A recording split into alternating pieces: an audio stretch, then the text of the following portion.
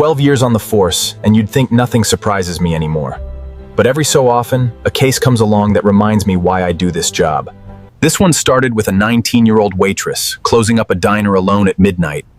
It ended with a man who thought he'd gotten away clean, sitting in a courtroom, hearing a jury say the word guilty. In between, there's a story about a tattoo nobody else would have noticed. A 3-week manhunt that almost went cold, and a decision one scared young woman made that changed everything. I'm Marshall. This is another case I closed. And this is how it happened. Rosie's Diner sits just off the highway, the kind of place truckers stop at 2 a.m. for coffee and eggs.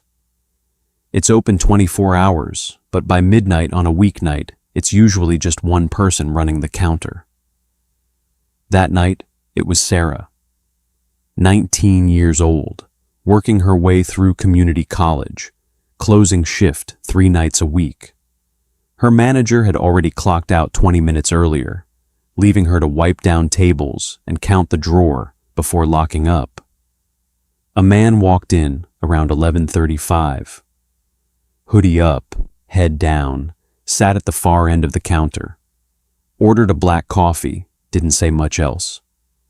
Sarah didn't think twice about it.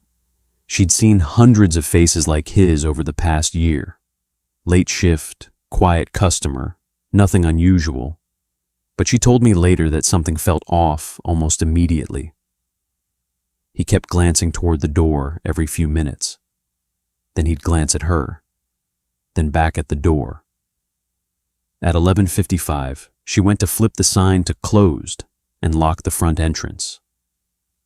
That's when he moved. He crossed the diner fast, grabbed her wrist before she reached the lock, and said the word she'd repeat to me almost exactly, word for word, an hour later. "Don't scream. Just give me the register money, and nothing happens to you." Here's something I tell every victim I've ever worked with. In a moment like that, your only job is to survive it. Don't be a hero. Give them what they want. Sarah did exactly that. She walked to the register, hands shaking, and handed over roughly $340 in cash. He grabbed it and headed straight for the door. But in those 10-15 seconds it took him to cross the diner, Sarah did something most people don't manage to do under that kind of fear. She paid attention. She noticed his height, roughly 5'10". She noticed a slight limp favoring his left leg, like an old injury. And when his sleeve rode up as he grabbed the cash, she saw a tattoo on his left forearm. A small anchor with the initials JD underneath. The moment the door shut behind him, she locked it, grabbed the diner's landline, and called 911. She was still on the phone with dispatch when I pulled into the parking lot 11 minutes later. I've taken a lot of victim statements. Most people, understandably, are too shaken to remember details clearly, and I never blame them for that. But Sarah sat across from me at that counter, hands wrapped around a cup of water, and gave me a description so precise I had to ask her to slow down twice while I wrote it. Height, build, the limp, and that tattoo. After I took her statement, I walked the block around the diner myself. Across the street was a gas station with a security camera mounted over the pumps, one of the few working cameras in that stretch of highway. I went in, badge out, and asked the night clerk to pull the last hour of footage. It took some convincing to get him to dig through the system at 1 a.m., but he came through. The footage was grainy, black and white, time-stamped. And there he was, a man matching Sarah's description, walking toward the diner at 11:33 p.m. Then, 4 minutes later, walking away fast, one hand shoved in his jacket pocket, head down the entire time. It wasn't enough to identify him by face, but it confirmed everything Sarah told me lined up with reality. Now I needed a name. Back at the station, I started running the tattoo description through our county offender database. Anyone with priors, anyone flagged with a left forearm anchor tattoo, and the initials JD. 3 names came back. 2 of them had solid alibis. One was in a different state, visiting family, confirmed by his parole officer. The other was working a night shift at a warehouse 40 miles away, confirmed by his time card. The 3rd name was Jason Dobbs, 34 years old, a record that included 2 prior theft charges and 1 assault charge from 6 years earlier.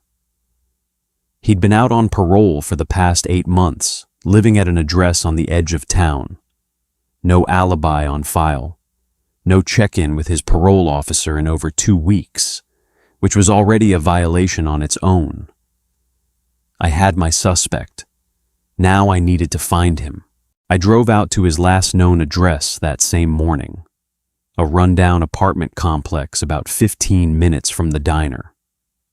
His landlord answered the door, annoyed at being woken up, and told me Dobbs had moved out in a hurry 2 days earlier.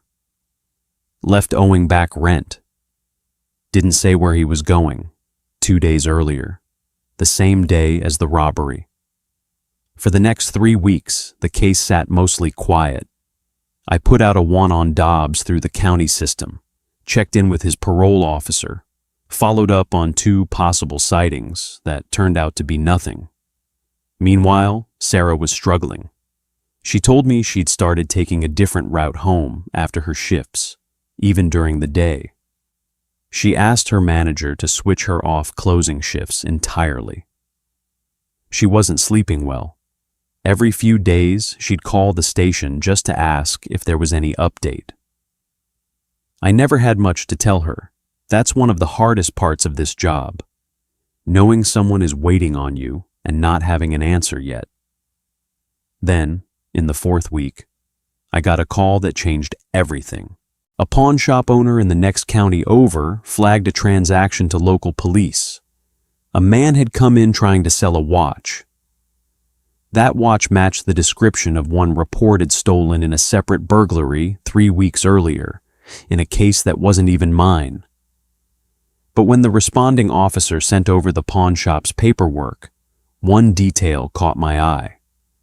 The seller's description included a tattoo, left forearm, an anchor. I drove out that same afternoon, pulled the pawn shop's security footage myself, and there he was. Jason Dobbs, clear as day this time, sleeve pushed up while he counted cash from the sale. The shop had required an ID for the transaction. A fake one, it turned out, but it listed an address. A motel on the outskirts of town, the kind that rents rooms by the week. I finally had a location. I coordinated with 2 other officers, and at dawn the next morning, we approached the motel. I've done a lot of these approaches over the years, and there's always that same stretch of a few seconds where you genuinely don't know what's on the other side of the door. We knocked, identified ourselves, gave him every chance to come out on his own terms. For about 10 seconds, nothing. Then the door opened, and Dobbs stepped out with his hands already raised. No struggle, no attempt to run. Inside the room, we found the cash from the diner robbery, still mostly intact, along with 2 other items linked to the earlier burglary, the one connected to that stolen watch. I read him his rights and placed him under arrest: armed robbery, parole violation, and multiple counts of theft. I called Sarah from the station that same morning. I remember she went quiet on the phone for a few seconds before she said, quietly, that she finally felt like she could breathe again. 6 months later, the case went to trial. Sarah testified, walking the jury through that night in the same precise detail she'd given me at the counter all those months earlier, including the tattoo that started this whole investigation. The defense tried to argue mistaken identity, pointing out the grainy quality of the gas station footage. But between Sarah's testimony, the footage, the pawn shop evidence, and Dobbs' own parole violation the night of the robbery, there wasn't much room left for doubt. The jury deliberated for less than 3 hours, guilty on all counts, 14 years. Outside the courthouse, Sarah spoke to a couple of local reporters. I remember one line she said stuck with me. I was scared that night, but I told myself, if I remember everything, if I stay strong, maybe this won't happen to someone else. And it didn't. He's not out there anymore. Sarah still works at that diner today. Different shifts now, mostly daytime. She told me the anchor tattoo she once feared is just a memory. Proof, she said, that even in our most frightened moments, we can still be the reason justice gets served. Cases like this one remind me that it's rarely the big dramatic moments that crack a case wide open. It's one small detail somebody was brave enough to notice and brave enough to report. I'm Marshall. That's another case closed. If you believe justice should always win, hit subscribe. I'll see you in the next case.